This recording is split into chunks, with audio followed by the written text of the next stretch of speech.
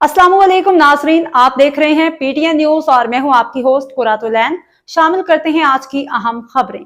साबिक जस्टिस सैयद मंसूर अली शाह के साहबजादा की दावत वलीमा, आला शख्सियात की शिरकत। लाहौर सुप्रीम कोर्ट के साबिक सीनियर तरीन जज जस्टिस सैयद मंसूर अली शाह के साहबजादे की दावत वलीमा की तकरीब में सुप्रीम कोर्ट, हाई कोर्ट के मौजूदा और साबिक जजेस समेत दीगर सियासी और समाजी शख्सियात ने शिरकत की।